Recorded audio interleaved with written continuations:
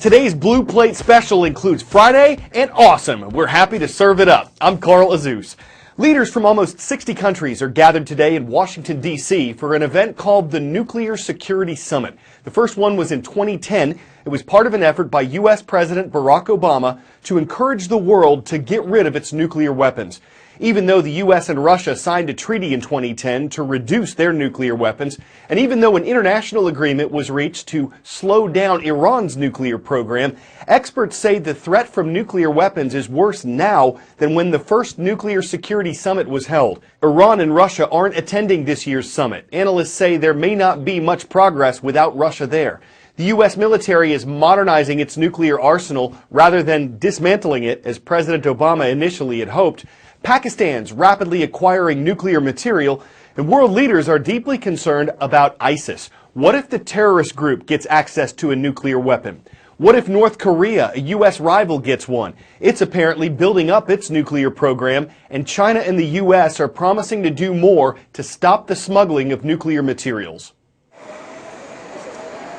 They drive across the old narrow bridge around 9 a.m. each day. Chinese trucks carrying goods into North Korea.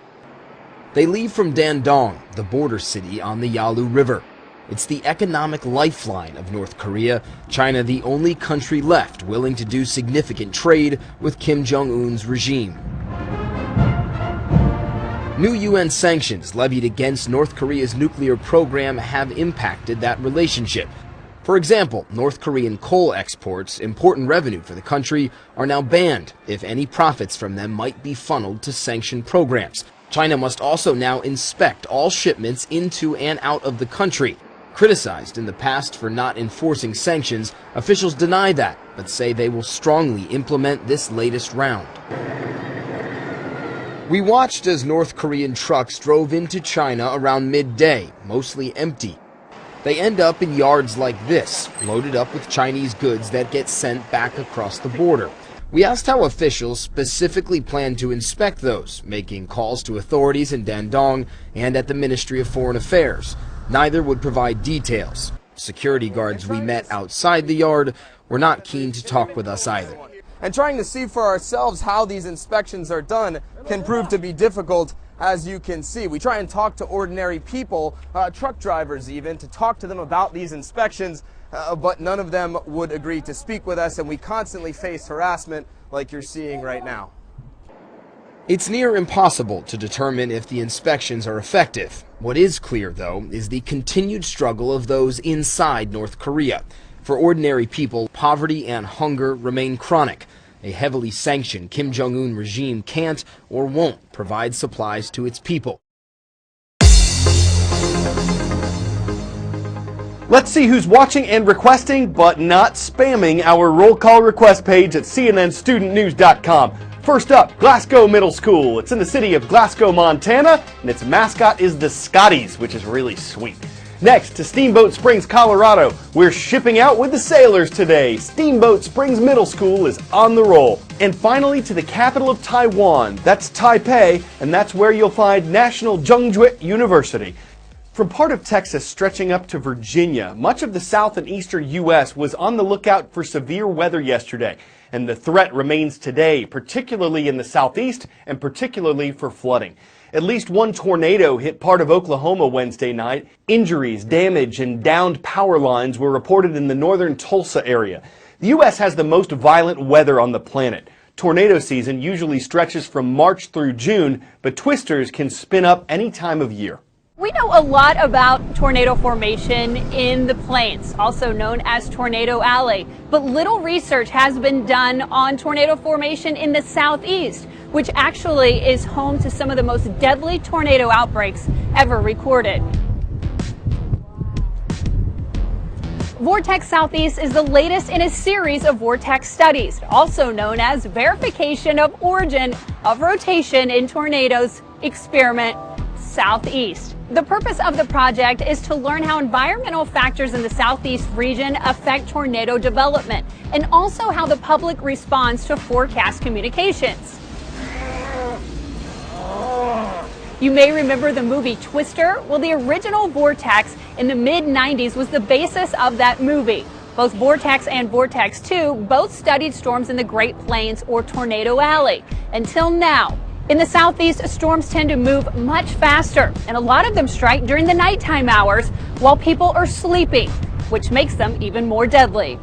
Because of these factors, it'll produce challenges for the researchers as well. Because of that, they won't be able to get quite as up close and personal as they do in the plains when you can see the storms coming for miles. In this case, they'll place their instruments out ahead of the storm and get out of the way. This project is critical for researchers to learn about these storms and what makes them so different than storms in other parts of the country. And with this information, we'll be able to better prepare, protect, and possibly save lives from these deadly storms.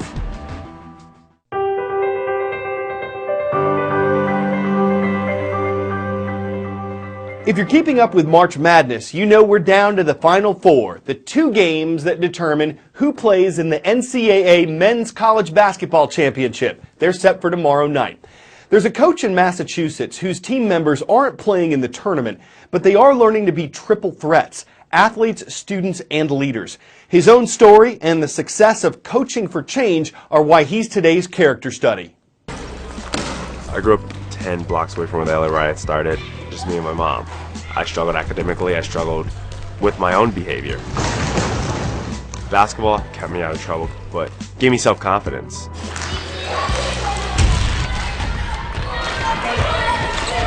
Good pass, good pass. I felt like there were so many kids being overlooked. 3, 2, nice! Good finish. We recruit college students who become mentors to high school students. And together they run basketball teams for the middle school. If you all play defense, that's how you win the game. Hey, coach? Of course. We put that next step in front of them, and now they're able to say, this isn't that scary. I can do this. Work hard and win, okay? Hey, Coaching in sports allows you to navigate the challenges that are in your face, because that's what's going to happen when they hit life. it's so nice.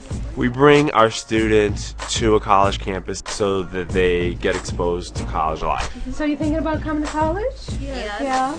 If I was just thrown into it without visiting it, I would be so completely lost. And now it just feels like a second home. The future's looking bright. I just got accepted to college. I'm definitely planning on being a teacher, a business owner. There you go. There's so many. I just want to do everything.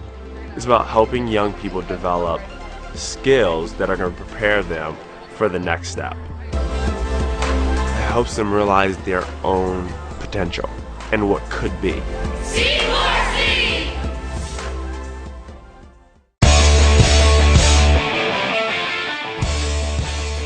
We considered a special segment for today, April 1st, but we didn't want to do anything foolish. Heck, so we decided to just pick our favorite Before We Go segment to ring in the new month.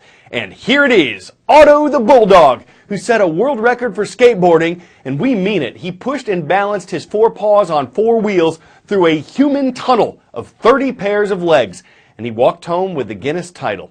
Now maybe someone suggested Otto learn the sport, or maybe he did it out of sheer boredom. He's a fantastic athlete, competing in other sports too, so this could be just the doggenie. It shows us that anything is plausible. I'm Carl Azuz, and I'll see you next week.